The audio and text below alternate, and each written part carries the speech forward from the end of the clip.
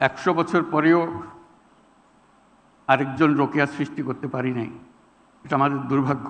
যে যৌতুক দেবে সে গ্রামীণ ব্যাংকে থাকতে পারবে না, গ্রামীণ ব্যাংকে বের হয়ে তাকে যৌতুক দিতে হবে। আমরা যে মহিয়সী নারীর কথা স্মরণ করে আজকে অনুষ্ঠানটির আয়োজন করা হয়েছে, সেই মহিয়সী নারীর আত্মা আজকে শান্তি পাবে। তিনি যে কল্পনা করেছিলেন, তার ইমাজিনেশনে তিনি যেই সমাজ চিন্তা করেছিলেন, আজকে যারা পুরস্কার পেল তারা সেই সমাজ নির্মাণের পাথেও আমাদেরকে দিচ্ছে। আমরা সারা জাতি তাদের উদাহরণ থেকে, তাদের পথ চলা থেকে শিক্ষা পাই এবং যে আদর্শে বেগম রোকেয়া আমাদেরকে নিয়ে যেতে চাচ্ছিলেন,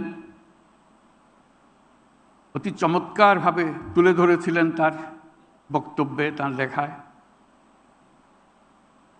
আজকে যে 4 জন পুরস্কার পেলেন, যারা রোকেয়ার সেই পথে আমাদের জাতিকে তুলে দিল, এগিয়ে দিল, আমরা ভাগ্যবান, আমরা ভাগ্যবতী। আমরা 100 বছর পরেও আরেকজন রোকেয়া সৃষ্টি করতে পারি নাই। এটা আমাদের দুর্ভাগ্য। টেকট্রা মিক্সার গ্রাইন্ডার ঝামেলা কমায়, সময় বাঁচায়। তিনি যেসব দিক নির্দেশনা দিয়ে গেছেন, যেসব স্বপ্ন দেখিয়ে গেছেন, সেই স্বপ্নকে আমরা আমলে আনতে পারি নাই। কথা বলেছি, অগ্রসর হতে পারি না। আজকে তার জন্ম উপলক্ষে যে আয়োজন, সেটা শুধু তাকে স্মরণ করার জন্য না, আমাদের ব্যর্থতাগুলো খুঁজে বার করার জন্য। কেন আমরা ব্যর্থ হলাম? কেন এই 100 বছরেও আরও বেগম রোকেয়া আসলো না আমাদের মাঝখানে, যে আমাদেরকে পথ দেখাতো, এগিয়ে নিয়ে যেত, ধাক্কা দিত, মনে করিয়ে দিত কোন পথে আমাদের যাওয়া দরকার। 100 বছর পরে কি হলো? কত অগ্রসর হলাম?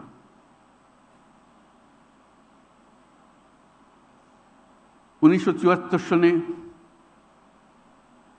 বিরাট দুর্ভিক্ষ হলো, পথে পথে মানুষ মারা গেল। আমরা নির্বাক তাকিয়ে দেখলাম, কিছুই করলাম না। তাদের মধ্যে বহু মহিলার মৃতদেহ, তার সন্তানের মৃতদেহ, কারো মধ্যে কারো হিসেবে 15 লক্ষ মানুষ ওই দুর্ভিক্ষে মারা গিয়েছিল।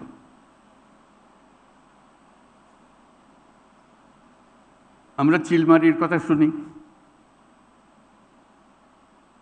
আমরা মঙ্গার কথা শুনি, শুনে পত্রিকার সংবাদের মতো একবার পরে এগিয়ে যাই।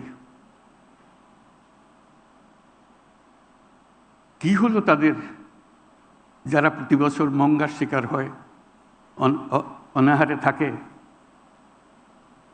তার জন্য আমাদের করণীয় কি? আমরা হিসাব করিনি। 59 মগির তুফানে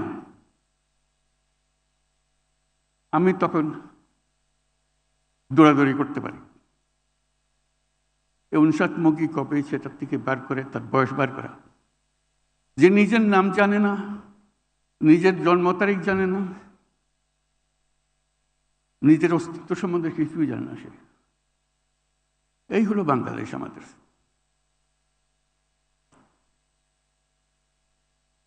এটা ছিল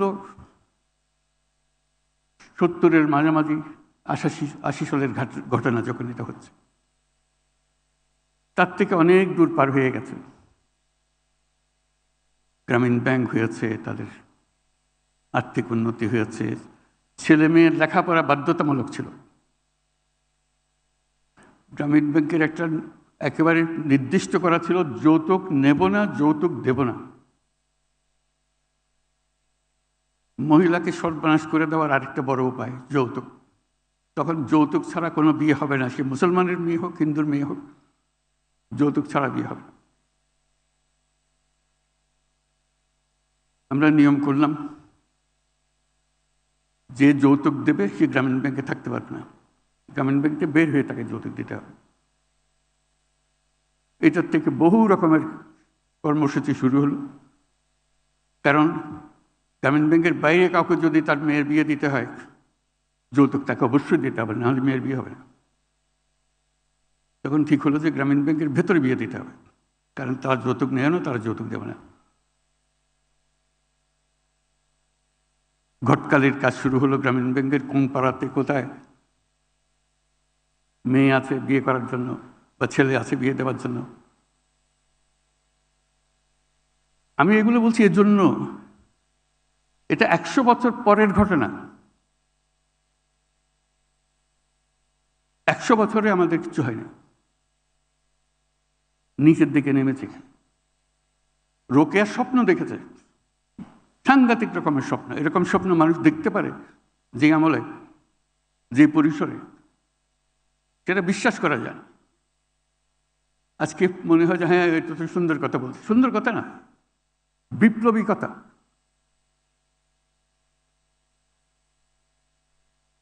সমস্ত সমাজকে ঝাঁকুনি দিয়ে পাতা, কিন্তু সে ঝাঁকুনি বহন করে নিয়ে যাওয়ার লোক আর হাসলো না। এটি হলো আমাদের দুর্ভাগ্য।